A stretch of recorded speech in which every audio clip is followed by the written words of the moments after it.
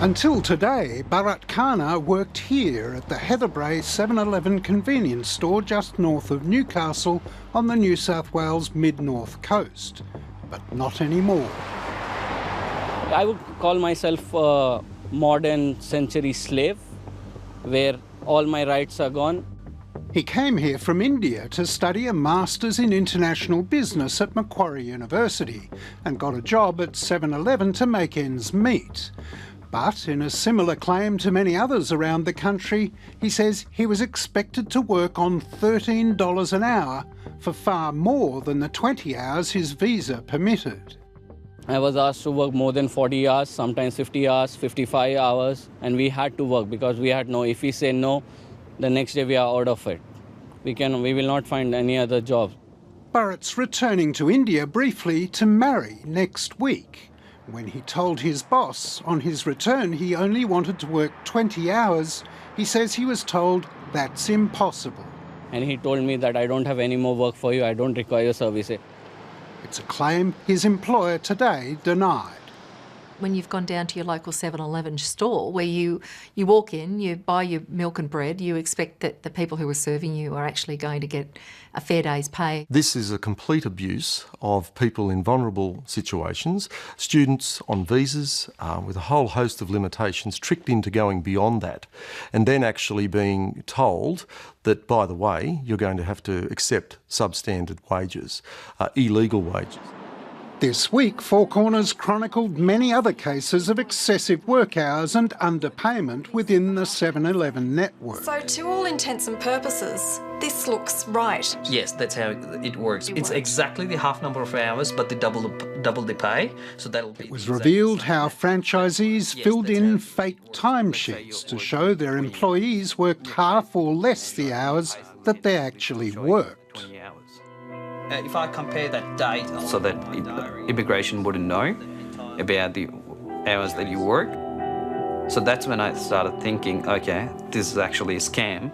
This is a business model in which people appear to have been coached about how to scam wages and saying, well, you know, if you don't continue to work for me basically on whatever terms I say, I'll report you and you will lose your visa.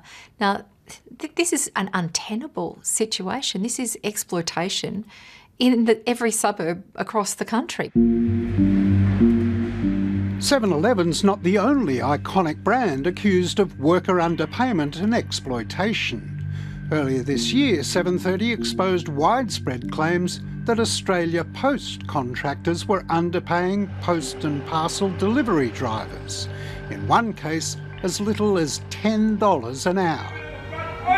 Police, open the door! Last month, in a pre-dawn raid, a large Melbourne-based contractor and 3 associates were arrested, accused of running a $9 million visa scam to recruit foreign students as Australia Post delivery drivers for minimal pay.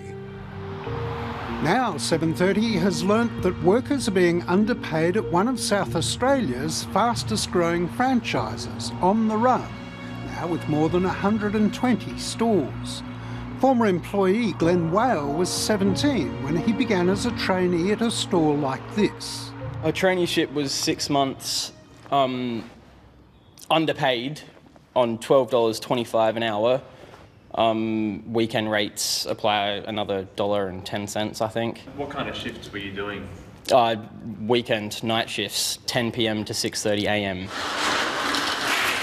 He's now working as an apprentice electrician after walking away from the so-called traineeship that was supposed to lead to an increase in pay.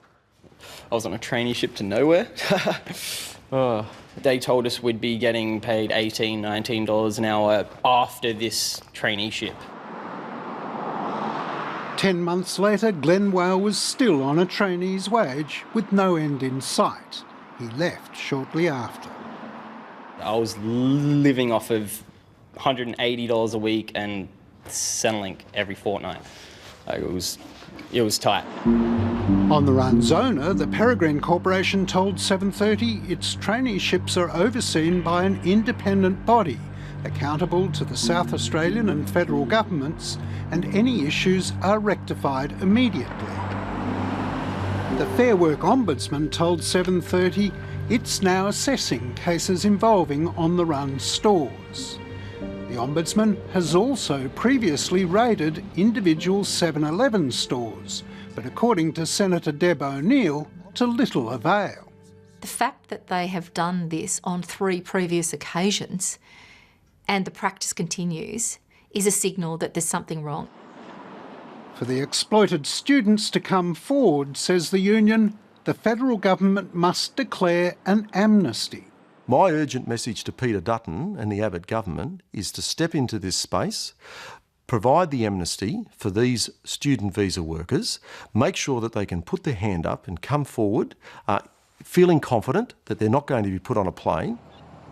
Minister Dutton was non-committal at today's press conference, although if you watch carefully, his Border Force Commissioner Roman Quadvlieg did mutter it was under consideration. And will you grant amnesty for the 7-Eleven workers that could face losing their visas after being exploited by their bosses? Well, look, I think any of those matters obviously need to be properly investigated and the appropriate response be provided at the time, but there'll be a process for that to go through and we can make comment on that in due course.